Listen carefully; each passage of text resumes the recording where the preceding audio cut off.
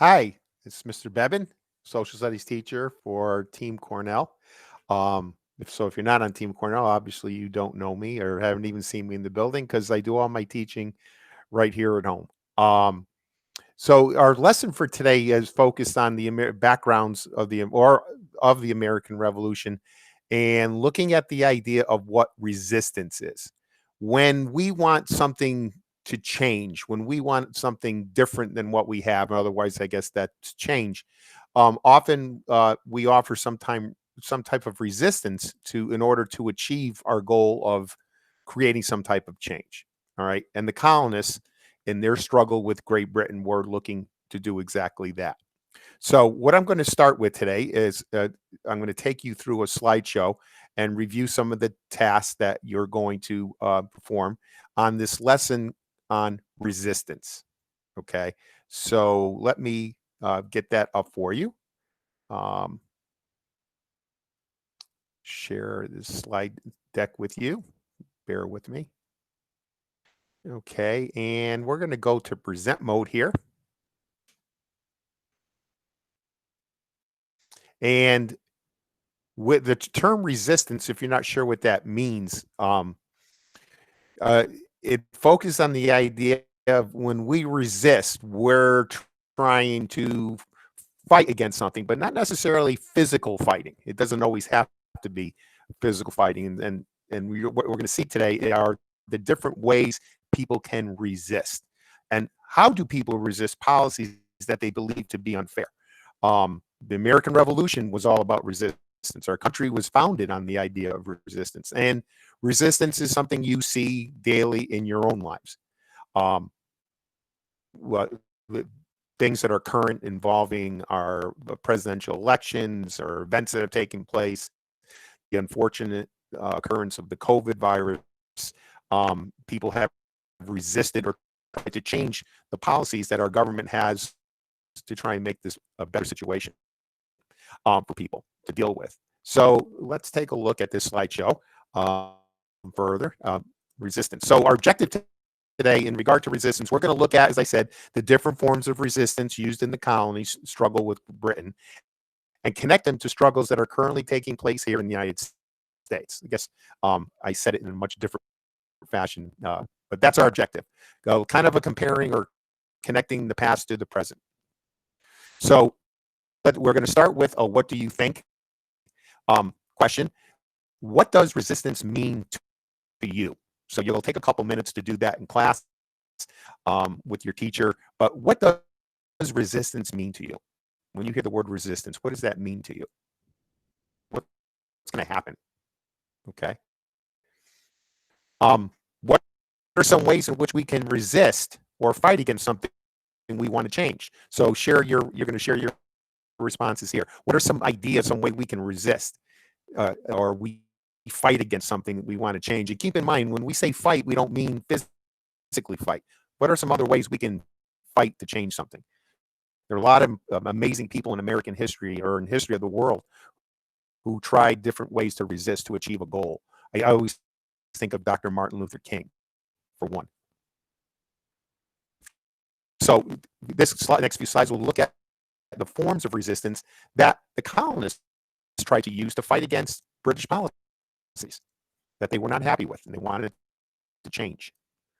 Number one, a boycott. All right, this took place in the colonies when British tax laws came into effect, and the colonies, in order to get those taxes taken away, boycotted goods that were being taxed.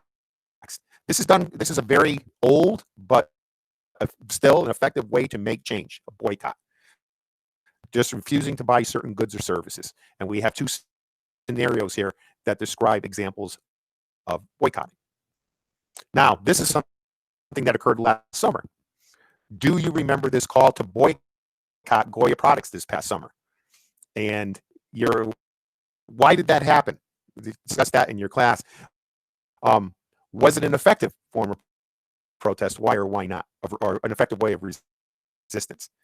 Okay, this had something to do with one of the presidential candidates running for office. Smuggling. This is something that was the colonies did to avoid paying taxes that they felt were unfair.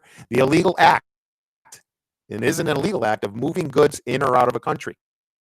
You'll get a chance to view this video and respond to the question on the next slide.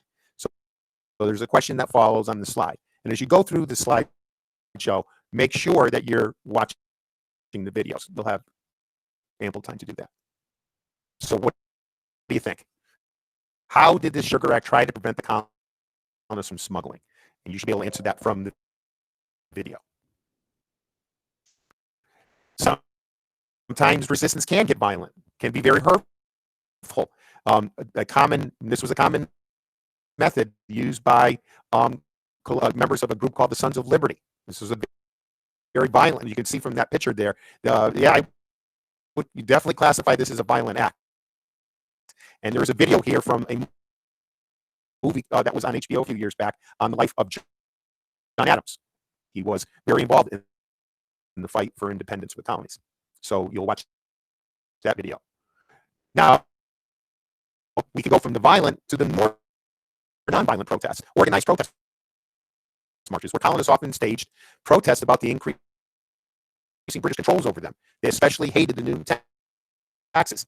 And the two questions here that follow connect this to the present. Have you seen protests like this recently in our nation or in our state? Or hey, what about the town of Manchester? Have you ever seen a protest or demonstration like this? What was that resistance about? And there's in 2020, we've been exposed to many different organized protest marches that people have been part of that have taken place all over the country, and yes, including here in Manchester. Rioting. This is where violence takes place, or vandalism to property, and sometimes the Sons of Liberty, which was a group organized to as a resistance group, would stage violent protests over British tax laws. Now, the thought question here is, why do you think resistance can become violent? When or why does it become violent? Additional forms of colonial resistance can be seen in this video here, where colonists protested British taxes. These aren't actual videos of them taking place, but they are discussed in this video. Slogans, another form of resistance to let people know how you feel about something. It doesn't always have to be a form of resistance. There's all kinds of slogans. A slogan is a memorable phrase used as a repetitive expression of an idea or purpose. And your job with a slogan is kind of persuade others to follow you, buy your products, or agree with your point of view. Remember that point of view we talked about in our lunch unit. But slogans are not always used in resistance, but often are, as a way of selling an idea, not selling a product, but selling an idea. Here are some examples of popular business slogans.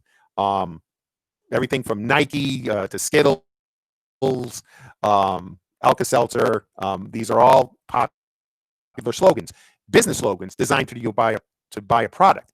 But slogans can be used, as I said, to sell an idea. And the colonists used this to sell the idea of resisting against British policies. So, like, we call this a motto. This can be associated with a political party or a movement. And during the time of protests or resistance against British tax laws came this slogan: no taxation without representation. This was a slogan coined by James Otis to show the colonial resistance to British tax laws. This was explaining why the colonists felt these taxes were wrong. And it had nothing to do with the amount of money. Okay, that's an important thing to understand. This slogan tells of another reason, a very clear reason, the reason why the colonists resisted British tax laws. Let's take this apart a little bit. The term no taxation without representation was the action of speaking or acting on behalf of someone. So in England, all British policies went through Parliament, and the British voters elected them to serve in Parliament. However, the people living here in America in those 13 colonies, they didn't have a voice in Parliament. They didn't vote for those people in Parliament. They were not allowed to vote for representation, okay? That means colonists did not have representation in Parliament, so therefore they felt they did not have to pay these taxes. Now, let's think about that slogan again: no taxation without representation. What do you think the slogan is trying to say? Jot down your ideas here. And here's some non-commercial slogans that are used. The Black Lives Matter, restoring the soul of the nation again. That was used by our one of our presidential candidates, restoring the soul of the nation. And the current, and a very familiar phrase used by our president running for re-election, make America great again. So now we come to your tasks that are involved. In your Google Classroom, you're going to find 2 assignments. One, your first assignment is going to be a video reflection document. And you're going to watch each of the videos here in the slideshow and respond to the questions. Submit your responses to your teacher.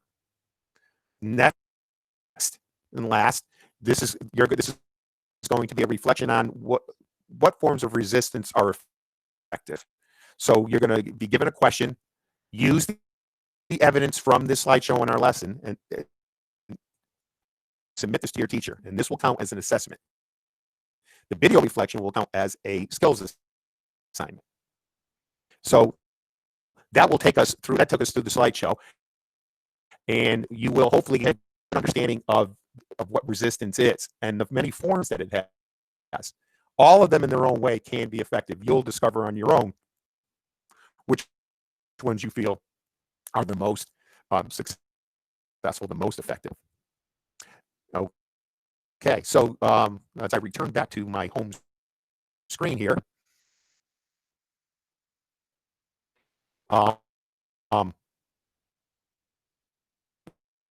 your teacher will review the slideshow with you. You'll watch the videos and so forth on your own, and do the quite 2 reflection activities at the end. So I'm going to try and stop.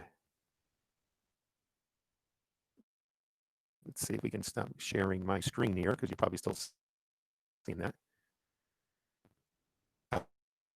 I hope I just muted myself. What I was just sharing with you again is through the slideshow. You will, your teacher will take you through that, and